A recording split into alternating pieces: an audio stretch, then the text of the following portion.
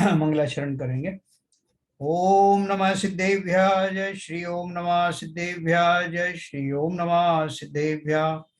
मंगलम भगवान वीरो मंगलम गौतमो गणी मंगलम कुंद कुंदाद्यो जयंधर्मोस्तु मंगलम सर्वमंगल मांगल्यम सर्वकल्याणकारकम प्रधानम सर्वधर्माणां जयनं जयतु शासनम जैनम जयतु शासनम जैनम जयतु शासनम।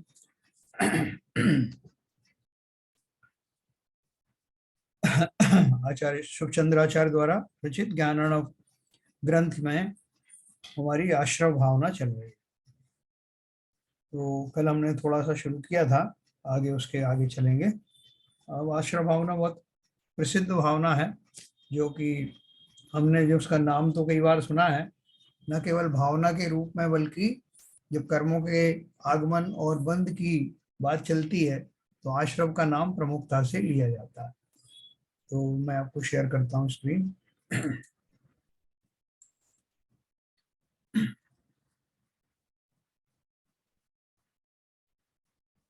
ये अपन ने तीसरा दोहा पढ़ा था कल। यम प्रशम, यम यानी अनुव्रत महाव्रत, प्रशम यानी कषायों की मंदता, निर्वेद यानी संसार से विरागता अथवा धर्मानुराग तथा तत्वों का चिंतन इत्यादि का अवलंबन हो, एवं मैत्री प्रमोद कारुण्य और माध्यस्थ, इन चार भावों की जिस मन में भावना हो वही मन शुभाश्रव को उत्पन्न करता है। चालू करता।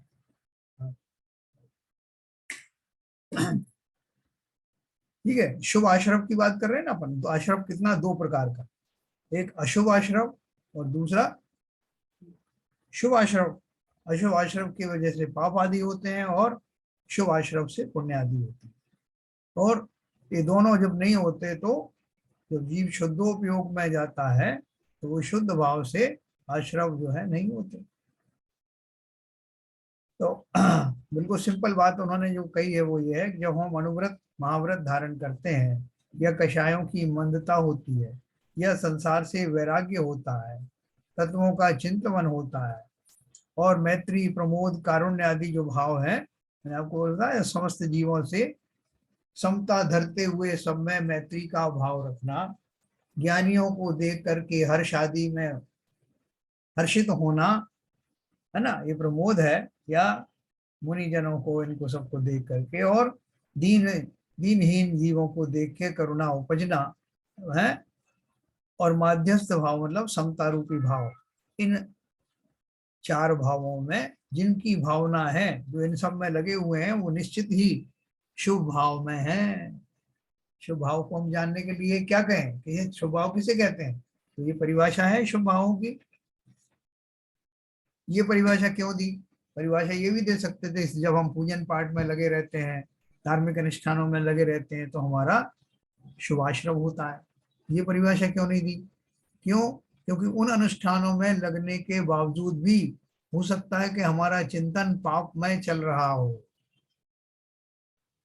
इसलिए उसकी बात नहीं की गई। इसमें पढ़ने वाले वो सारे जो पॉइंट्स हैं, उसमें वो सब तत्वों का चिंतन आदि धर्मानुराग में वो सब आ जाता है।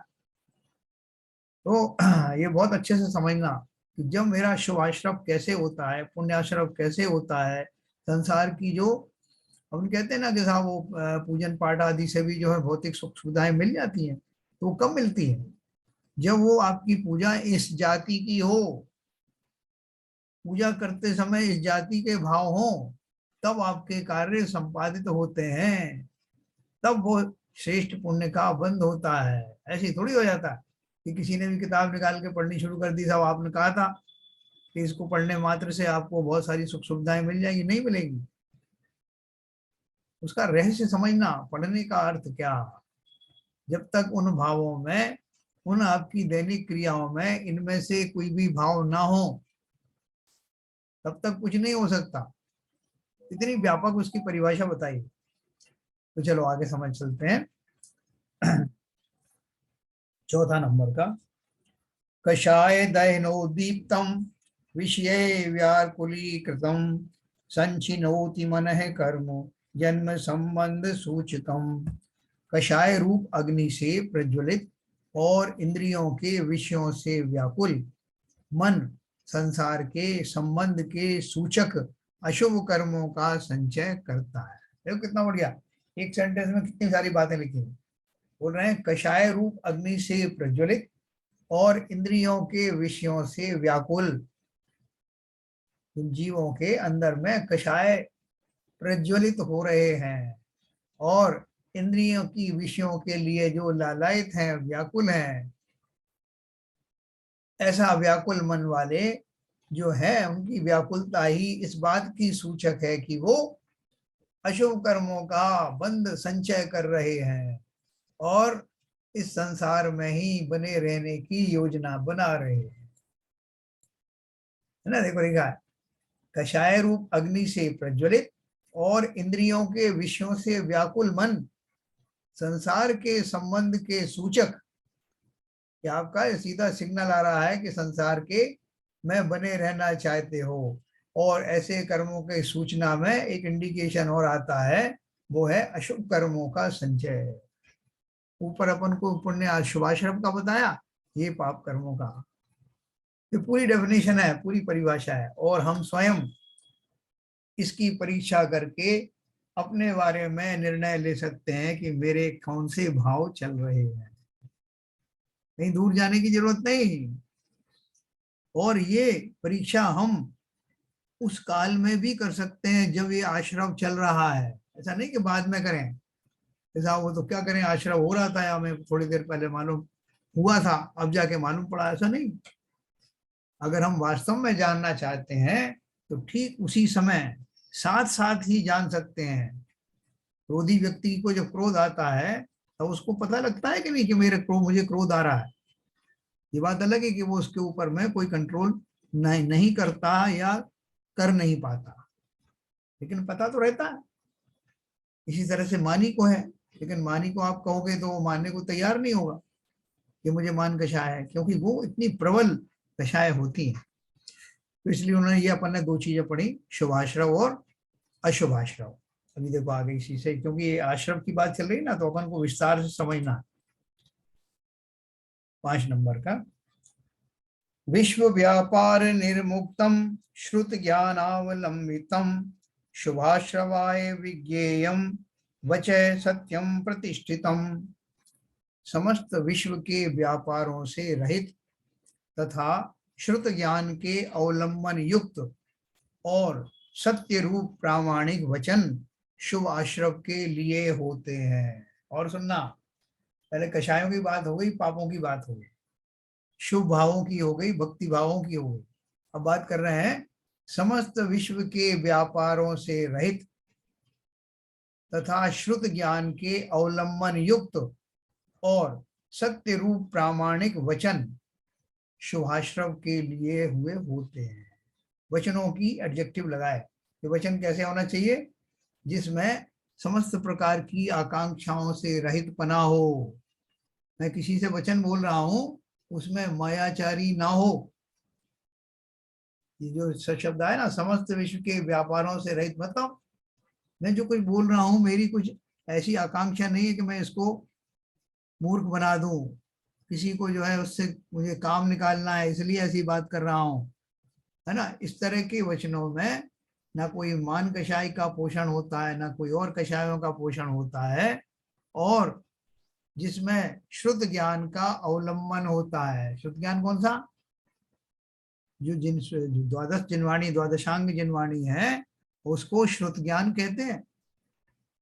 हमारा जो सूक्ष्म ज्ञान है वो भी श्रुत ज्ञान है।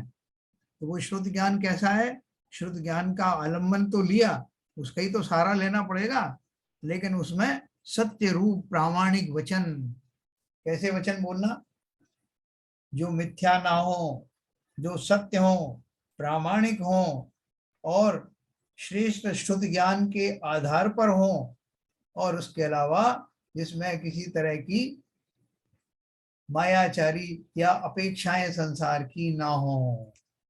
बोले साहब ऐसी वाणी तो हम कौन बोलेगा, हम और आप तो बोल नहीं सकते, तो ये तो साधुओं के लिए लिखा है।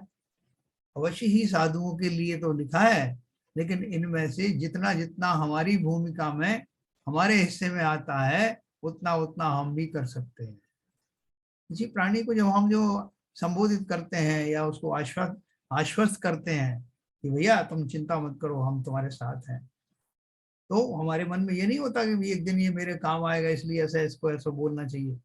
सहज भाव से, अगर करुणा के योग्य है तो करुणा के शब्द, अगर हर्ष के साथ में उसे कुछ कहें और उसमें सुधार हो तो हर्ष के साथ कहे जाते हैं, और शब्द वही कहे जाते हैं जो प्रामाणिक होते हैं, झूठे लाग लपेट वाले शब्द नहीं होते। तो अगर हमारी वाणी पर इतना हमारा नियंत्रण हो गया है तो अवश्य ही वो शुभ आश्रव के कारण बनेंगे। इसलिए तोल तोल के बोलने से पहले भली भांति सोचो कि जो मैं कहने जा रहा हूं उसका इन व्यक्तियों के ऊपर क्या असर होगा, और जब ये शब्द मेरे मुखारबिंद से निकलेंगे तब मेरे भावों में, स्वयं के भावों में क्या परिवर्तन आएगा। देखो, जब हम किसी के साथ छल कर रहे होते हैं ना, तो छल करते समय हमें अपनी वाणी में से निकलने वाले शब्दों का भी भली भांति ज्ञान होता है, और हम वही शब्द बोलते हैं जिससे सामने वाले को मूर्ख बनाया जा सके। बोलते समय भी हमें ध्यान रहता है कि मैं क्या बोल रहा हूँ और कौन से शब्द का क्या प्रभाव पड़ेगा। बीच बीच में देखते भी जाते हैं कि उसके ऊपर यथा योग्य प्रभाव पड़ रहा है कि नहीं। यानी हम बहुत कुटिल हैं, बोलते समय भी हमारा ध्यान में बहुत सारी बातें रहती हैं। लेकिन अगर उसमें से इतना चिंतन अवश्य रखना कि पहली बात तो मेरे जो शब्द हैं वो प्रामाणिक हों, सही हों, और दूसरा, सामने वाले का इससे कोई हानि तो नहीं हो रही, उसको कषाय तो जागृत नहीं हो रहा है, उसे उद्वेग तो जागृत नहीं हो रहा है, उसे शोक तो नहीं हो जाएगा। नहीं तो बहुत सारे जीव जो इस बात की परवाह नहीं करते, जो शब्द मुंह में आया बोल दिया, और इतनी जोर जोर से बोलते हैं कि वो वैसे ही कांप जाए। तो शब्दों की एक मर्यादा है, न केवल चुने हुए शब्द प्रयोग में लाएं, ये निश्चय करके, सुनिश्चित करके कि इन शब्दों के द्वारा कोई आहत नहीं होगा, और अपनी बात भी कह दी जाए, दूसरे को जो है किसी तरह से आघात भी ना पहुंचे, और मितव्यता पूर्वक बोले, हित मित और प्रिय वचन बोले। अगर हमने इतना ध्यान रख लिया तो वाणी पर नियंत्रण अवश्य होगा। और वाणी पर नियंत्रण होना भाषा वर्गनाओं का कंट्रोल करने में आता है। जब हम मुनि बनेंगे तो हमारा ये भी एक भाषा समिति आदि जो आती है ना, उन समिति का पालन इसके द्वारा होगा। तो शुभाश्रव की अपन बात कर रहे हैं, ये सब शुभाश्रव में आते हैं, कैसे बोलना, कैसे बातचीत करना, कैसे संबोधना, ये सब चीजें। किसी से अगर गलती भी हो जाए तो उसको भली भांति से उसको समझाना, ढाढ़स बनाना। आगे देखिए 6वां नंबर। अपवादास अपवादास्पदी भूतमस सन्मार्गोपदेशकम पापाश्रवाय विज्ञेयम सत्यम परुषम वचः। अपवाद यानी निंदा करना या दूसरे के ऊपर आरोप लगाना, उपहास करना, हंसी उड़ाना, ये सब अपवाद में आता है। अपवाद यानी निंदा का स्थान, असन्मार्ग का उपदेशक, असत्य कठोर कानों से सुनते ही जो दूसरे के कषाय उत्पन्न कर दे और जिससे पर का बुरा हो जाए, ऐसे वचन अशुभाश्रव के कारण होते हैं। है ना, अपन प्रत्यक्ष देख रहे हैं, लेकिन ये कैटेगरिकली अभी हमको समझना है कि कहीं मैं मेरे शब्दों में इस तरह के तीक्ष्ण वाणों का प्रयोग तो नहीं होता जिससे जीव आहत होते हैं, उनमें कषायों की उत्पत्ति होती है, उनके शरीर में वेदनाएं प्रारंभ हो जाती हैं। तो अपवाद यानी निंदा, अपवाद के दो अर्थ हैं, या निंदा के रूप में उसका उपयोग किया है। वैसे अपवाद का अर्थ क्या है कि इधर उधर उस किसी को बदनाम करना, उसको आरोप लगाना। अपवाद निंदा का स्थान, असन्मार्ग का उपदेशक, गलत मार्ग का बताना किसी को, है ना। जैसे मैं बैंगन खाता हूँ, अब किसी ने मुझे खाते हुए देख लिया तो कह रहे अरे पंडित जी तो बैंगन खा रहे हैं, तो मैं बोलूंगा नहीं नहीं, बैंगन कभी कभी खा सकते हो, जैसा कि मैं खा रहा हूँ। सिर्फ अपनी पुष्टि करने के लिए उसे गलत मार्ग बता देना या और किसी मंतव्य के वशीभूत होकर किसी को गलत मार्ग में प्रेषित करना, ये असन्मार्ग का उपदेशक हुआ। असत्य वचन बोलना, कठोर वचन बोलना, कानों से सुनते ही जो दूसरे के कषाय उत्पन्न कर दे। है, अपन तो बड़े खुश होते हैं साहब जब मैं बोलता हूँ ना, तो 50,000 लोग जो है बिना माइक के सुनते हैं। ऐसा बोलता हूं मैं, और ऐसा कड़वा बोलता हूं कि जो है 2 कोस तक के जीव थर्रा जाते हैं। वो किसको नुकसान पहुंचा रहे हो? अवश्य ही अगले जन्म में गूंगे बहरे होने की जुगाड़ कर रहे हो। तत्वार सूत्र में दिया हुआ ना, कौन गूंगा होता है कौन बहरा होता है, उसके सब जो है ना ये सब उसमें आते हैं। ये सब आश्रम के जो भेद बताए हैं उसमें, वो सारे उसमें बताए गए हैं कि कौन जीव अंधा होता है, कौन बहरा होता है, कौन लूला लंगड़ा होता है। ये सब व्यवस्थाएं इन्हीं के द्वारा की जाती हैं। तो अगर हमने अभी तक इस मर्म को, रहस्य को नहीं समझा है, हम नहीं चाहते कि हम अगले पर्याय में गूंगे बहरे अंधे हों या किसी तरह से और एबनॉर्मल हों शरीरों से, तो ये ध्यान रखना, जिन जिन शब्दों से वचनों से मैं लोगों को आहत कर रहा हूं, उनके कारण इस तरह के आश्रम होते हैं। और जिससे पर का बुरा हो जाए, ऐसे वचन अशुभ आश्रम के कारण होते हैं। अपन किसी को गाली क्यों देते हैं? उसको खुश करने के लिए देते हैं क्या? हमारा तो उद्देश्य ही ये है कि वो उसे बुरा लगे, उसके तन बदन में आग लग जाए, इसलिए कठोर से कठोर और निम्न से निम्न शब्दों का प्रयोग हम करते हैं। तो जब करेंगे तो किस में आएगा? लेकिन ऐसे वचन अशुभाश्रव के कारण बनते हैं। तो ये सब नोट करते जाना, किसके लिए?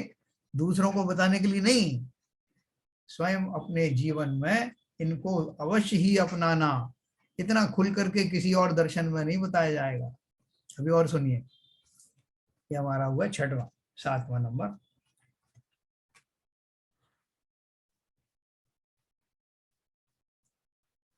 सुगुप्तेन सुकायेन कायो सर्गेण वानिशम संचिनोति शुभम कर्मम काय योगेन संयमी।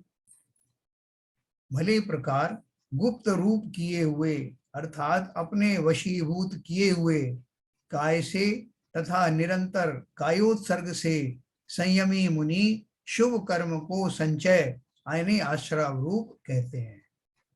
क्या बताया? भले प्रकार गुप्त रूप किए हुए, अर्थात अपने वशीभूत किए हुए काय से तथा निरंतर कायोत्सर्ग से संयमी मुनि शुभ कर्म को संचय करते हैं। अभी कभी अपना जो है अशुभ आश्रम के बारे में बता रहे हैं, कभी शुभ आश्रम का, दोनों बात बता रहे हैं साथ साथ। तो भले प्रकार गुप्त रूप किए हुए का अर्थ क्या है? इसमें जो गुप्तियां होती हैं, 3 गुप्तियां होती हैं, वो भी उनकी भी बात है।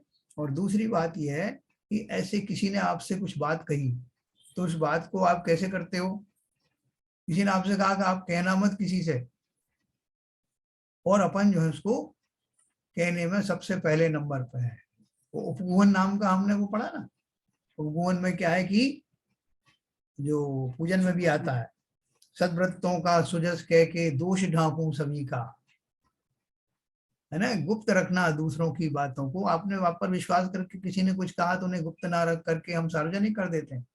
तो वो न केवल दूसरों की बातों को गुप्त रखते हैं, बल्कि अपने भली प्रकार से अपन अपने अंदर जो गुण हैं उनको भी, उनका भी बखान नहीं करते। साहब मेरे अंदर ये खूबी, मेरे अंदर वो खूबी, कुछ नहीं। किसी को दूसरे को न जतलाएंगे, दूसरों के दुर्गुणों को ग्रहण नहीं करेंगे, और अपनी समस्त चीजों को, संयम आदि को, या अपनी जो प्रशंसा के जो लायक जो कार्य हैं उनको भी जग जाहिर नहीं करते। अपने वशीभूत किए हुए काय से, शरीर से, सारी चीजों का जिन्होंने अपनी इंद्रियों को वश में किया हुआ है, और कायोत्सर्ग वगैरह करते हैं ना जो, तो कायोत्सर्ग से क्या करते हैं? कायोत्सर्ग का अर्थ है उत्सर्ग करना काया का, अर्थात उस काया को, शरीर को भेद विज्ञान पूर्वक तपस्या में, संयम में लगा देना, इसका नाम कायोत्सर्ग है। तो ऐसे कायोत्सर्ग के धारी, स्वयं की प्रशंसा को न करने वाले, परों पर निंदा का त्याग करने वाले, पर के दोषों को ढांकने वाले, उनको गुप्त रखने वाले, उनको अवश्य ही शुभ कर्म का संचय यानी आश्रव होता है ना। देखो, जो जो हम कर सकते हैं वो सब चीजें हैं, इसमें से ऐसी कोई भी नहीं कि जो हम नहीं कर सकते। पाप भी कर सकते हैं और पुण्य भी कर सकते हैं। अगला देखिए 8 नंबर। सततारंभ योगेश्च व्यापे व्यापारै अर्जन्तु घातकै शरीरम पाप कर्माणि संयोजयति देहिनाम। निरंतर आरंभ करने वाले और जीव घात के कार्यों से तथा व्यापारों से जीवों का शरीर पाप कर्मों को संग्रह करता है। जीवों का शरीर यानी काय योग पाप कर्मों को संग्रह करता है, अर्थात काय योग से अशुभ आश्रव करता है। काय योग है ना, मन योग, वचन योग और काय योग। तो काय योग में क्या है? शरीर के माध्यम से किए जाने वाले दूषित कार्य, पाप कार्य, वो क्या कराएंगे आपसे? निरंतर आरंभ करने वाले, आरंभ माने आरंभ परिग्रह हम करते ना, तरह तरह का गृहस्थी में सामान जोड़ना, तरह तरह के उपक्रमों द्वारा गृहस्थी में निरंतर जीव हिंसा करते रहना परिग्रह के माध्यम से, है ना। आरंभ परिग्रह ये सब आते ना। अपना किचन में तरह तरह के पकवान बन रहे हैं, उसका धुआं से कितने लोग मर रहे हैं, बार बार गैस जलाई जा रही है, बार बार जो है पकवान बन रहे हैं, और जीवों की जब थोक में कुछ चीज बनती है तो उनको बराबर उसका शोध भी नहीं होती। दुनिया भर के आडंबर इकट्ठे करना, ये सब गृहस्थी को चलाने के लिए, ये सब आरंभ परिग्रह में आता है। तो निरंतर आरंभ करने वाले, एक क्षण भी जिन्हें चैन नहीं इस आरंभिक परिग्रह करने से, आरंभी हिंसा होती ना, और जीव घात के कार्यों से तथा व्यापारों से, व्यापार में व्यापारिक हिंसा भी होती, जीवों का शरीर यानी काय योग पाप कर्मों को संग्रह करता है, अर्थात काय योग से अशुभाश्रव करता है। जो कुछ हमने काया से किया, ये सब जो कार्य किए जिनको काया से किया हुआ कहा जाता है, उन सब से भी अशुभ आश्रव ही होता है। क्यों होता है? क्योंकि इसके पहले हमने जो कायोत्सर्ग शब्द पढ़ा, वहां भी तो वो काया से हो रहा है, काया को काम में लाया जा रहा है, लेकिन वो कैसे लाया जा रहा है? वह चेष्टा क्या है? शरीर मेरा नहीं है, बोले शरीर को साफ ढीला छोड़ दो। इस समय हम कायोत्सर्ग करते हैं, बीच में भाई साहब 9 बार नमोकार मंत्र पढ़ो, और फटाफट पढ़ना शुरू किया फॉर्मेलिटी के लिए। वो क्या है? वो कायोत्सर्ग 9 बार नमोकार मंत्र पढ़ने में उन पंच परमेष्टि का ध्यान बीच में लाने से, अगर मेरा ध्यान इधर उधर कहीं उछट गया हो पूजन के समय में, तो वापस उसको फोकस में लाना, और पंच परमेष्टि के चिंतन से, और शरीर की वो जो दशा होती है ना, जो पोज करते हैं अपन खड़े होके हाथ लटका करके या इस तरह के हाथ रख करके, उनके माध्यम से शरीर की निस्सारता का चिंतन करके, वेद विज्ञान का चिंतन करते। अब वो लोग इतनी जल्दी साथ ये सब थोड़ी हो जाएगा, फटाफट यहाँ तो 9 बार पढ़ना है और आगे बढ़ना है। अपन ऐसे ही करते हैं, अपन सामने देखते हैं कि अरे मेरा तो पूरा हुआ नहीं, सामने वाले ने तो पूरा करके और जो वासी लेनी भी शुरू कर दी। तो वो वास्तव में कायोत्सर्ग का रूप हमें समझ में आता नहीं। मैंने अपन ने पहले भी चर्चा की थी, ये कायोत्सर्ग मेरे उपयोग को वापस समेट करके लाना, भेद विज्ञान पूर्वक बीच बीच में अपना शरीर के प्रति कहीं ममत्व बढ़ रहा हो तो उसे छोड़ देना। उन कहते हैं रिलैक्स करो, डेंटिस्ट भी कहता है भाई साहब ढीला छोड़ दो, और भी लोग बोलते हैं अपने सब रिलैक्स कर दो, डॉक्टर भी बोलता है। तो रिलैक्स करने का अर्थ क्या है? मैंने अपने संकल्प शक्ति, इच्छा शक्ति के द्वारा इस शरीर को कस करके पकड़ रखा था। रिलैक्स करने का अर्थ क्या है? शरीर में जो हो रहा हो होने दो, मुझे इससे कोई मतलब नहीं, ऐसा चिंतन करते ही रिलैक्स हो जाता है। नहीं तो वो डेंटिस्ट परेशान हो जाएगा, बाकी के डॉक्टर परेशान हो, भाई साहब जरा ढीला छोड़ो ना, आपने ऐसा कर लिया, ऐसा मुझे डर लग रहा है कि कहीं कुछ हो ना जाए। इसलिए पूरा मेरे भावों का निमित्त पा करके शरीर एकदम कठोर हो जाता। मैंने इसको वास्तव में अपनी इच्छा शक्ति से ही कठोर कर रखा है, बांध रखा है। तो कायो सर के उन क्षणों में अपने आप को ढीला कर देना। ढीला कर देना का अर्थ क्या है? उस चिंतन को थोड़ा सा ले आना कि मैं अलग, शरीर अलग। एक क्षण के लिए भी ये भाव आ गया तो पैसे वसूल। जो कुछ पूजा पड़ी थी उस पूजा में लौट आया। वो भी हम मैकेनिकली करते हैं, जैसे पूजा मैकेनिकली कर रहे हैं, ऐसे कायो सर भी मैकेनिकली करते हैं। पूजा तो भले ही आप 1 या 2 करो, लेकिन पूरी विधि पूर्वक करना, इस विधि में ये भी शामिल है। पूरे भावों से पढ़ना, पूरे तरन्नुम में पढ़ना, जिनकी जो बात उसमें जा रही है वो एक एक लाइन का अर्थ समझना, तब पूजा भली भांति संपन्न होगी और हमारे जीवन में उतरेगी। वो गुण जीवन में आएंगे जिनकी दूसरे लोग पूजा किया करते हैं। तो चलिए आगे चलते हैं। तो इस तरह हमें क्या क्या जो है छोड़ना है, कौन कौन सी चीजें अशुभ आश्रव का कारण है और कौन कौन से शुभ आश्रव का कारण है, ये हमने संक्षेप में समझा।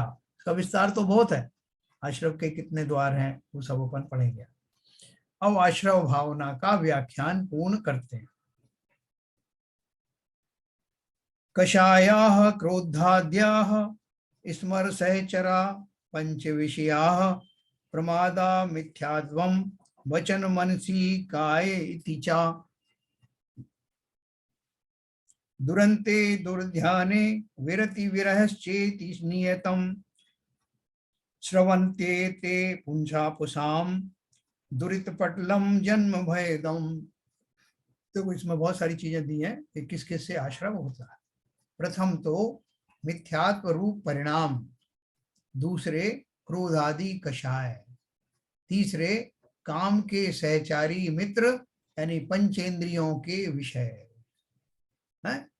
ये सब काम आदि जो है, 2 इंद्रियां मुख्य रूप से काम के लिए बताई, स्पर्शन इंद्रिय और रसना इंद्रिय। काम और भोग आते ना, तो वो इसमें आता है, और भोग में जो बाकी चीजें आती हैं। तो काम की सहचारी पंचेंद्रिय के विषय, चौथे प्रमाद विकथा, पांचवा मन वचन काय के योग, छठे व्रत रहित अविरति रूप परिणाम, और सातवें आर्त रौद्र दोनों अशुभ ध्यान। ये सब परिणाम नियम से पाप रूप आश्रवों को करते हैं। ये सब हमारे सब चिर परिचित हैं, इनमें से एक भी ऐसी चीज नहीं है जो हमें पहले पढ़ने को ना मिली हो। इन परिणामों का विशेष कथन तत्वार सूत्र की टीकाओं से जानना चाहिए। इस प्रकार आश्रव भावना का व्याख्यान पूर्ण किया है ना। मैं आपको ये आश्रव जितने होते हैं उन सब के बारे में कभी बहुत डिटेल में बताऊंगा। इसका संक्षिप्त अभिप्राय यह है कि यद्यपि यह आत्मा शुद्ध निश्चय की दृष्टि से तो आश्रव से रहित केवल ज्ञान रूप है, शुद्ध निश्चय से, तथापि अनादि कर्मों के संबंध से मिथ्यात्वादी परिणाम रूप परिणमता है, अतएव नवीन कर्मों का आश्रव करता है। जब उन मिथ्यात्वादी परिणामों से निवृत्ति पाके अपने स्वरूप का ध्यान करे, तब कर्माश्रवों से रहित हो और मुक्त हो, यह आश्रव भावना का आशय है। तो इस बार मैं आपको फिर से ये बताऊंगा। प्रथम तो मिथ्यात्व रूप परिणाम है ना, मिथ्यात्व दशा है सबसे बड़ा। तो रोग मुझे वही लगा हुआ है, मेरी दृष्टि ही सही नहीं है, मैं मोह से व्याकुल, मोह से संतप्त हूं, मोह से घिरा हुआ हूं, इसलिए मेरी दृष्टि में सही सही चीजें आती नहीं। अगर आ जाए तो मैं सीधा समता में चला जाऊं। मैं संतप्त व्याकुल इसीलिए तो रहता हूं कि किसी की कोई बात मुझे बुरी लगी, किसी का कुछ मुझे अच्छा नहीं लगा, तो उसमें मैंने ये नहीं सोचा कि मेरा स्वरूप क्या है और कौन सी बात किसको लक्ष्य करके कही गई है, शरीर को या आत्मा को। आज तक किसी ने आत्मा को गाली दी नहीं, दे भी नहीं सकता। तो समस्त गाली आदि का जो व्यापार चलता है वो शरीर को ही इंगित करके, शरीर को ही लक्ष्य करके किया जाता है ना। कोई कहता है तुम ऐसे हो, तुम वैसे हो, तुम में ये कमी है, तुम में वो कमी है, वो किसकी बात कर रहे हैं? शरीर के माध्यम से उपजने वाले शब्द शरीर को ही लक्ष्य करके बोले जाते हैं, और बोलने वाला तब सफल माना जाता है जब सामने वाला उससे प्रभावित हो जाता है। गाली के शब्द उसके सार्थक हो जाते हैं अगर सामने वाला तिल मिला जाए। अगर सामने वाले में साहस है, समझ है, तो लाख गालियां दो, वो उसको लेता ही नहीं। तो हमारी जो सबसे बड़ी जो भूल है वो है मिथ्यात्व दशा के कारण हमारे होने वाले परिणाम। सबसे पहला आश्रव का कारण वो है।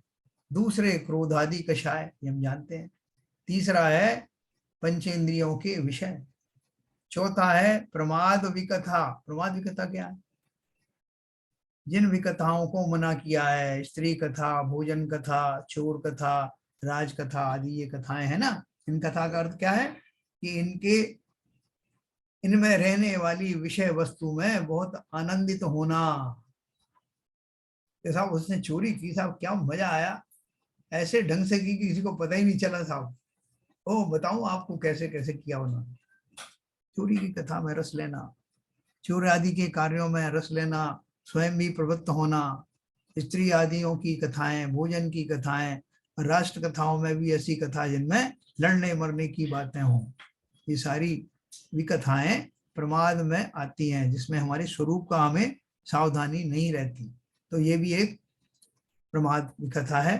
फिर पांचवे मन वचन काय के योग। मन वचन काय का योग होता ना, मन योग, वचन योग, काय योग, जिनके द्वारा हम खोटी प्रवृत्तियां, लेशाओं आदि का में प्रवृत्त होते हैं। छठे व्रत रहित अविरत रूप परिणाम। तो साहब देखो ऐसा है, हमसे तो कुछ होता नहीं, ना हम एकासन कर सकते, ना हम उपवास कर सकते, और ना ही कोई 2 टाइम का भी नियम पूर्वक भोजन का नियम ले सकते हैं। भोजन का ही नहीं खाओ, आप तो बहुत सारी चीजें छुड़ाते रहते हो। इतने वस्त्र रखो, इतने आभूषण रखो, इतने ये रखो। अरे संसार में आए खुल करके जीना चाहिए, ये क्यों आप बंदिशें लगा रहे हो?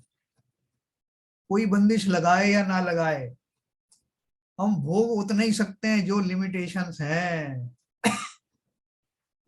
हमारी इच्छाएं तो अदम्य हो सकती हैं, लेकिन हमारा भोगने का जो प्रमाण है वो अवश्य ही निर्धारित ही रहता है। 10 लाख किस्म की वनस्पति होती हैं, खा के बताओ 10 लाख। नहीं साहब 10 लाख तो नहीं खा सकते। फिर कितनी खा सकते हो? 50 खा सकते हो? नहीं साहब 50 भी नहीं खा सकते। तो कितनी खा सकते हो? गिनती बताओ। बोले साहब 10 खा सकता हूँ। 10 को लेकर के बाकी सबका त्याग कर सकते हो? अब ये 10 ही रखूंगा, बाकी इसके अलावा 10 लाख माइनस 10, बाकी सब छोड़ दी। ऐसा साहस भी तो नहीं। प्रमादवश हम ऐसा सोचते भी नहीं। अरे साहब कौन देख रहा है कितनी छोड़ी कितनी पकड़ी, आप बिना बात के लगे हो। लेकिन बोल रहे हैं आश्रव का ये द्वार है। व्रत रहित अविरत रूप परिणाम, मैंने जीवन में कोई नियम नहीं लिया, इसमें कोई बहादुरी मत समझना अपनी। और 7वां है आर्त रौद्र दोनों अशुभ ध्यान।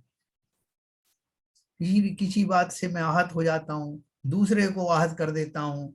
दूसरे की किसी बात बुरी लगी तो मैं उसके ऊपर क्रोध करने लगता हूँ, उस पर द्वेष करने लगता हूँ। ये मेरी नियम है, रोज का दिनचर्या ही है। और हम सब जानते हैं कि इन आर्त रौद्र ध्यान से हमारा निरंतर बंद होता है, क्योंकि मैं यही 2 ध्यान तो करता हूँ। कैसा आप हमको 2 ही तो ध्यान मिले हुए, आप उनको ही छुड़वा दोगे क्या? इसमें ही हमें आनंद आता है, खुद दुखी रहना और दूसरों को दुखी कर देना है। इसमें हमें बहुत आनंद आता है, आप समझते नहीं हो। रौद्र ध्यान में क्या होता है? दूसरों का दुख देख करके प्रसन्न रहना। मृषानंदी, ईर्षानंदी, हिंसानंदी, ये सब आते हैं रौद्र ध्यान, जिसे सैडिस्टिक प्लेजर कहते हैं। तो ये भी हम इससे भी बहुत परिचित हैं। दोनों अशुभ ध्यान, ये सब परिणाम नियम से पाप रूप आश्रमों को करते हैं। तो अब उन्होंने लास्ट में ये दिया, इसका संक्षिप्त अभिप्राय यह है कि यद्यपि यह आत्मा शुद्ध निश्चय नय की दृष्टि से तो आश्रव से रहित केवल ज्ञान रूप है। क्यों है केवल ज्ञान रूप, और क्यों है वो सुखद, क्यों है ये सब चीजें? क्योंकि निश्चय नय का अर्थ क्या है कि आत्मा का जो स्वरूप है, जो उसका स्वभाव है, उसमें इस तरह की तिकड़मबाजी, इस तरह का लगाव, पंचेंद्रियों के विषयों का सेवन करने का भाव, या किसी तरह की कषायों में युक्त होना, ये तो होता ही नहीं। अगर हो तो वो स्वभाव ही नहीं।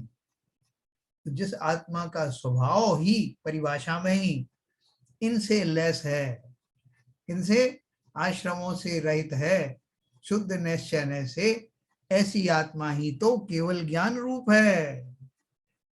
कषायों की पहले ही शमन हो चुका, पापों का पहले ही शमन हो चुका, मोहनी कर्म पहले ही चला गया, चारों घातिया कर्म चले गए, उसके फलस्वरूप ही तो केवल ज्ञान प्रकट हुआ। तो बोल रहे हैं हमारा स्वभाव तो ऐसा है, लेकिन हम करते क्या है? तथापि अनादि कर्म के संबंध से मिथ्यात्वादी परिणाम रूप परिणमता है, अतएव नवीन कर्मों का आश्रव करता है। किसी ने जो ब्राह्मण कुल में, अच्छे कुल में जन्म लिया हो और बुरे काम कर रहा हो, तो उसको ज्ञानी जन, परिवार जन, समाज के लोग क्या कहते हैं? तो भैया तूने इतने उच्च कोटि के जन्म कुल में जन्म लिया है, तुझे ऐसे कर्म शोभा देते हैं क्या? तो वैसे ही उन्होंने कहा कि जीव तो केवल ज्ञान रूप है, तथापि अनादि कर्म के संबंध से, अनादि काल का मोहिनी आदि कर्म के संबंध से मिथ्यात्व रूप परिणाम रूप परिणमता है। और एक मोहिनी कर्म ही ऐसा कर्म है जिसका जब उदय आता है तो नवीन कर्म का बंध होता है?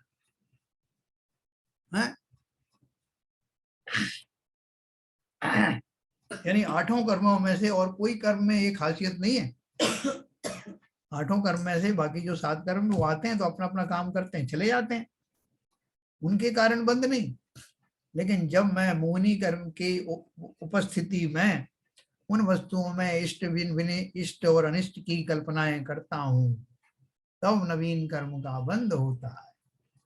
तो नवीन कर्म के बंध से छूटना चाहते हैं तो बोल रहे हैं जब उन मिथ्यात्वादी परिणामों से निवृत्ति पाके अपने स्वरूप का ध्यान करे, तब कर्माश्रवों से रहित हो और मुक्त हो। यह आश्रव भावना का आशय। इसमें हमको कुछ भी मुश्किल लगता है क्या? कुछ भी कठिन नहीं। देखो मैं इसको भी एक दुआ ये पढ़ता हूं, और एक जो मंगत राम जी की जो है वो उसमें क्या दिया। आत्म केवल ज्ञानमय निश्चय दृष्टि निहार, सब विभाव परिणाममय आश्रव भाव विडार। देखो इन्होंने क्या लिखा, ये अपन पढ़ते हैं बीच बीच में, लेकिन कभी अपन ने ज्यादा ध्यान नहीं दिया। मंगत राय जी ने ये जो 12 भावना लिखी ना, इसमें आश्रव भावना, ज्यों सर जल आवत मोरी त्यों आश्रव कर मन को, दर्वित जीव प्रदेश गहे जब पुद्गल भर मन को। वो नाव में छेद हो जाता ना, जिसकी उपमा दी है तो पानी आता है। भावित आश्रव भाव शुभाशुभ निश दिन चेतन को, पाप पुण्य के दोनों करता कारण बंधन को। चाहे पुण्य आश्रव हो चाहे पाप आश्रव हो, दोनों ही जो भावनाएं हैं वो आश्रम में आते हैं। पन मिथ्यात योग 15, 5 मिथ्यात 15 योग, 12 अविरति जानो, पंच अरु 20 कषाय मिले सब 57 मानो। 57 आश्रम के द्वार हैं, पूरी गिनती है ये। मोह भाव की ममता टारे पर परिणति खोते, करे मोख का यतन निराश्रव ज्ञानी जन होते। मोख माने मोक्ष, करे मोख का यतन निराश्रव ज्ञानी जन होते। ज्ञानी जन ही मोक्ष का उपाय कर पाते हैं, क्योंकि वो निराश्रव हो जाते हैं। देखो इतनी सारी बातें, मैं आपको ये शेयरिंग बंद करता हूँ, फिर आपसे बात करता हूँ।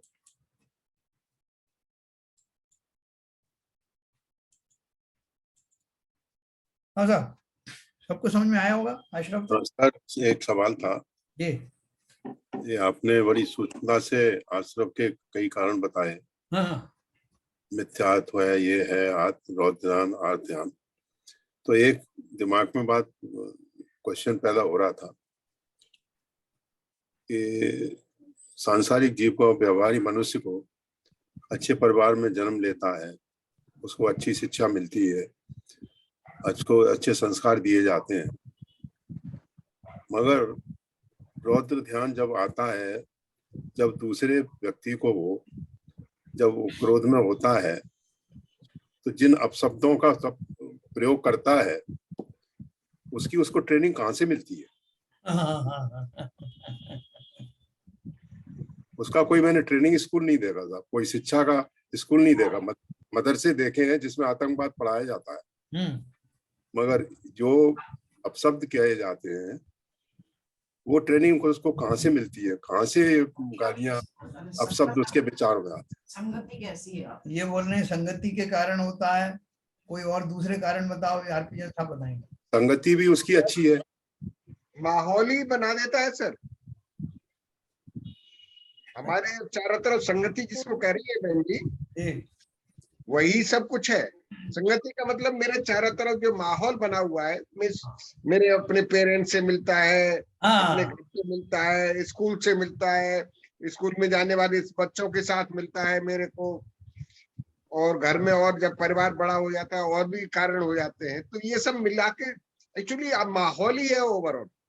नहीं देखो, कई बार आपने देखा होगा कि दो बच्चे हैं, दोनों एक ही माहौल में रह रहे हैं, एक ही स्कूल में जाते हैं, दूसरे परिवार का एक दूसरे परिवार का है, लेकिन उन दोनों के अलग अलग भाव होते हैं।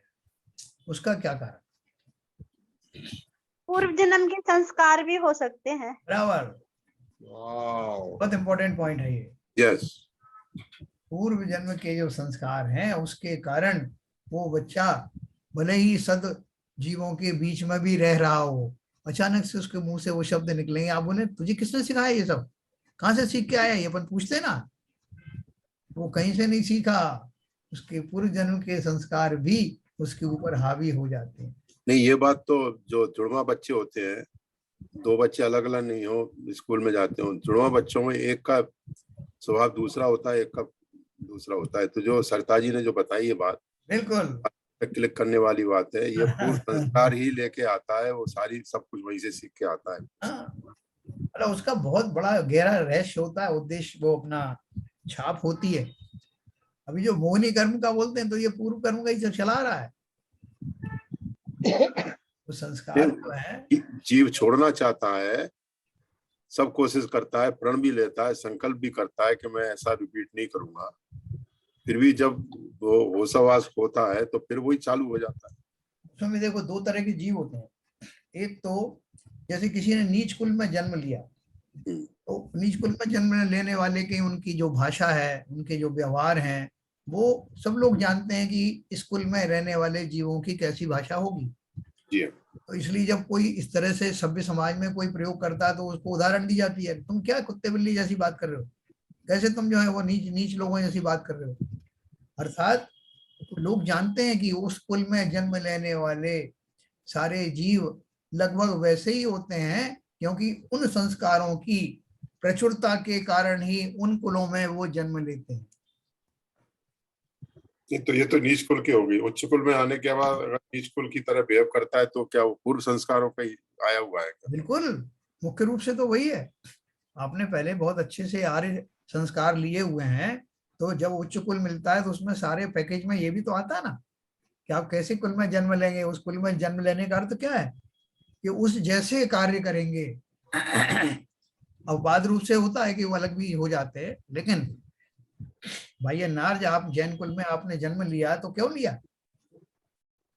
तो आपने पूर्व में इस तरह के कर्म किए कि आपको जैन वाला एक पैकेज मिला। उस पैकेज में आपकी वाणी, आपका व्यवहार, आपके आचरण सब शामिल है। लेकिन उनमें से अगर अपवाद रूप से कोई वैसा व्यवहार नहीं करता, अपन कहते हैं ये जैन है क्या? कहाँ से आ गया? तो कहाँ से सीखता हो सर? ये नीच कुल में जैसे एक जगह एक किस्सा मैं बताता हूँ कि कोई शराब पी के कोई गाली गुप्ता बक रहा था सब, और वहाँ तो लेडीज वगैरह खड़ी थी मोहल्ले की, तो वो सब उससे हंसी ठट्टा कर रही थी कि अरे, तो किसी ने पूछा अरे तुमको बुरा नहीं लग रहा है ये इतनी गाली गलौज कर रहा है? उन्होंने कहा ये उघा रहा है, मतलब अभी ये पी के आया है तो उसके पैसे वसूल कर रहा है, तो ये गाली देगा ही देगा, जब तक गाली नहीं देगा इसका मतलब पैसे वो नहीं होंगे। तो वहाँ एक, तो वहां पर जो है उसमें जो भाव है वो जरूर गाली गुप्ता कर रहा है या लोग कर रहा है, लेकिन उसमें भाव जो है क्रोध का नहीं है, मतलब उसमें वो, और जब हम लोग जैसे हैं, हम लोग जब गाली गुप्ता करते हैं तो उसमें क्रोध और बहुत रौद्र का, मतलब उसमें मान कसाय जो है मोहिनी का कर्म का बहुत ज्यादा उपयोग होता है, क्योंकि वो हमारे मतलब वो हमारे स्वभाव से अलग है। हमारे स्वभाव में ऐसा नहीं है कि हम कभी भी कहीं भी कुछ भी उदंडता करें, कहीं भी कुछ बकें, लेकिन जब भी हम करते हैं तो उस समय हमारे ऊपर मतलब उस समय मान कसाय सिर पर चढ़ा हुआ है या पूरा मोहिनी कर्म का पूरा एकदम उदय हुआ है और वो एकदम प्रवाह से निकल रहा है। तो इन दोनों में आप कैसे कर पाओ? नहीं मैं समझ बहुत बढ़िया। मतलब हाँ, मतलब अब गली गुप्ता है, वो गली में अब जो लोग हैं, अभी उसने आपने कुछ कही, उसने दो बातें कह के ही निकलेगा, वो आपको दो गाली देके ही निकलेगा, या किसी रिक्शे वाले को तुमने कहा अबे हट जा, तो वो दो गाली देके निकलेगा आपको। तो वो मतलब एक स्वभाव, मतलब एक ऐसा प्रोसीजर, लेकिन उसमें अंदर से इतना क्रोध भाव, इतना आर्त भाव नहीं है। लेकिन जब हम जैसे लोग जो मतलब जो इस भाव में नहीं रहते हैं और जब इनके दुकान निकलते हैं, उसमें तो बहुत ज्यादा मान कसा है, क्रोध भाव है, तो उसमें मोहिनी कर्म का उदय हुआ, एकदम आके मोहिनी कर्म का उदय हुआ टाइम में, और वो निकल रहे हैं। तो इन दोनों को कैसे आप नहीं नीच कर्म का आया, इसलिए मैंने ये बात कही कि नीच कर्म के लोग बोलते हैं, तो उनको बोलते भी हैं कि नीच कुल में जन्म लिया है क्या? हाँ बिल्कुल, आपने सही कहा, स्वाभाविक है, क्योंकि अभी एक डिफरेंस और खत्म हो गया। पहले जो है नीच कुल के लोग ही ये शराब आदि का प्रयोग करते थे, तो ये सब लोग एक्सपेक्ट करते थे कि जो नीच कुल के हैं वो ये पीते हैं, और जब पीते हैं तो गाली गलौज भी करते हैं, ये अपन ने उससे जोड़ के रखा था। अभी क्या हो गया कि सभ्य समाज में भी लोग इसका सेवन करते हुए अपने को गौरवान्वित मानते हैं, और वो मानते हैं तो उनकी सभ्यता का खाली इतना ही खाली बाकी रह जाता है असर, कि वो खुलेआम गाली गलौज नहीं करते, लेकिन अंदर में जो उनके विषयों के प्रति जो भाव होते हैं और जिसके लिए वो पीते हैं, वो अंदर ही अंदर उनके भाव बहुत निकृष्ट जाति के होते हैं। खाली फर्क इतना है कि जिस कुल में उन्होंने जन्म लिया, जो शिक्षाएं आदि प्राप्त की, उसके कारण वो बाहर इस तरह से उन शब्दों के रूप में नहीं आते, लेकिन अंदर से वैसी ही मलिनता उपजती ही है। सर बाहर भी आते हैं, बाहर भी आ जाता है, बाहर भी आते हैं, मगर ये तो तीसरी कैटेगरी हो गई। जो शैलेंद्र जी ने दो कैटेगरी पूछी उसका विवेचन नहीं हुआ। हाँ बताओ भाई, और कोई बताओ। शैलेंद्र जी पूछ रहे हैं कि वो वास्तव में कषायों का वेग किस को केस में ज्यादा माना जाए, जो जानबूझ करके पूरे होशो हवास में कषायों से आक्रांत हो रहा है, आच्छादित हो रहा है, उसको ज्यादा तीव्र कषाई कहें, या उसको कि जो खाली मात्र जब स्वाभाविक उसका वातावरण ही ऐसा। ऐड करना चाहता हूँ, जो भी कहें आप, कोई एक्सप्लेनेशन नहीं है, लेकिन शराबी कबाबी है तो हम लोग जो है जरा अच्छा नहीं मानते, उससे तो ज्यादा उम्मीद की भी नहीं जा सकती। बराबर, आप मुझसे उम्मीद करते हैं कि मैं ऐसी भाषा का प्रयोग नहीं करूंगा। यस,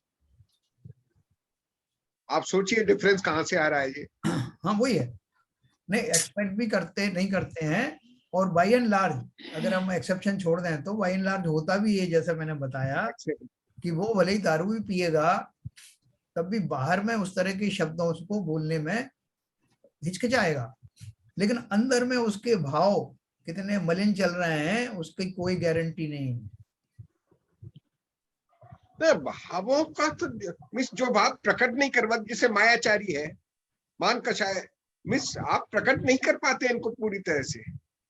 क्रोध तो आपको एक्सप्लिसिट दिखाई देता है, उसको मायाचारी में ही नहीं शामिल कर सकते, क्योंकि मायाचारी के द्वारा तो हम दूसरे को नुकसान पहुंचाने के लिए या कोई चालबाजी करने के लिए वो करते हैं। भावों को छिपाना भी तो मायाचारी है। यहाँ वो इसलिए छिपा रहा है कि सभ्य समाज में ऐसा बोला नहीं जाता उसको कुछ रिस्ट्रिक्शन है, कुछ अनुशासन है।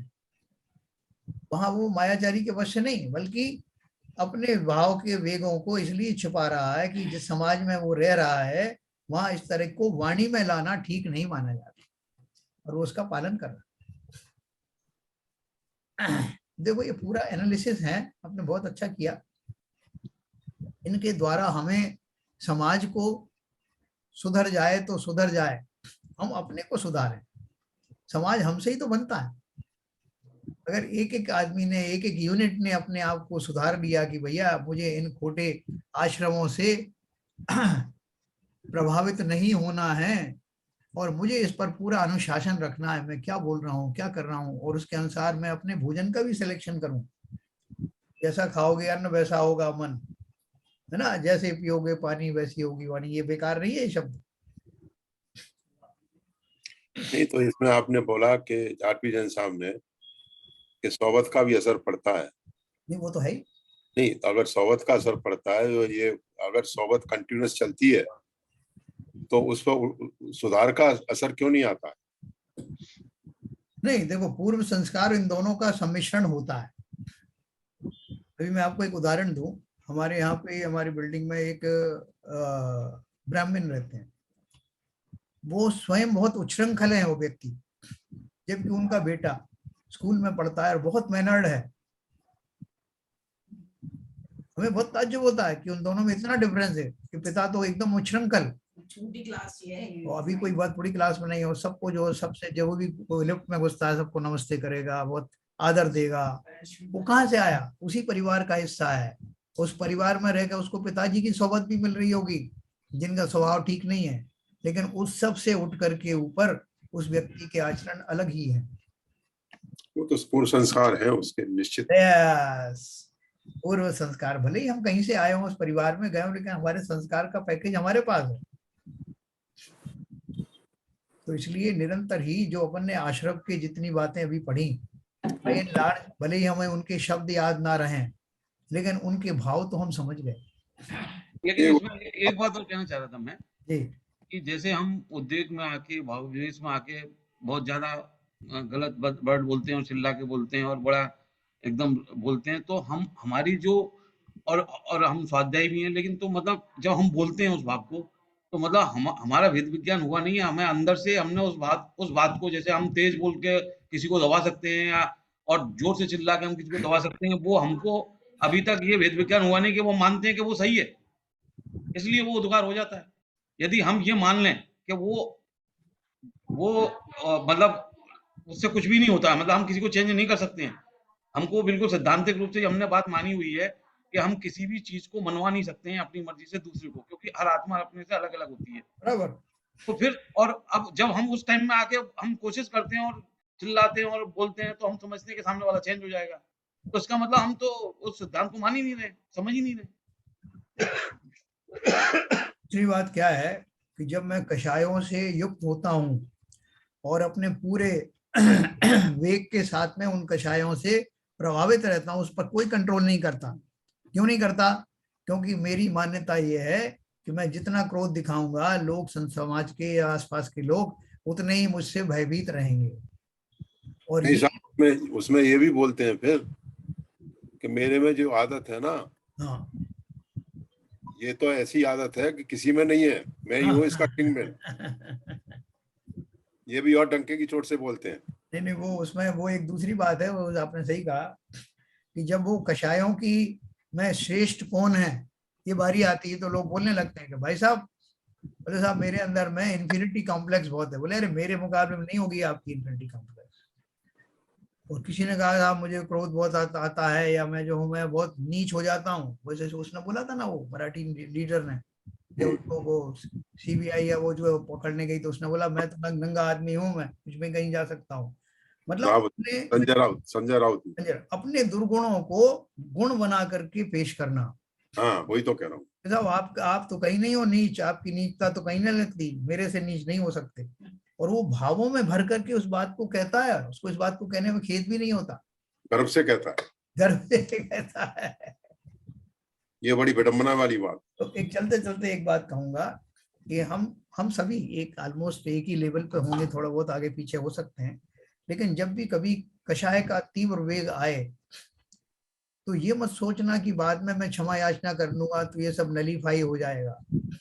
एक सेकंड के अंदर में जो हम पीक पर पहुंच जाते हैं, उन कर्मों का जो बंद होता है वो भव भवांतर तक बना रहता है। पीढ़ी दर पीढ़ी कितने भवों तक हमें पेरता है हम नहीं जानते। एक क्षण में बांधा हुआ कर्म, प्रतिक्षण बांध रहे हैं वैसे तो, लेकिन एक क्षण में बांधा हुआ उच्च कोटि का, उच्च कोटि मतलब मैक्सिमम इंटेंसिटी वाला जो हम कर्म बांधते हैं, वो हमको कई कई भवों के लिए तैयारी दिला दे, सत्ता में पड़ा रहता है और समय पा करके उदय में आता रहता।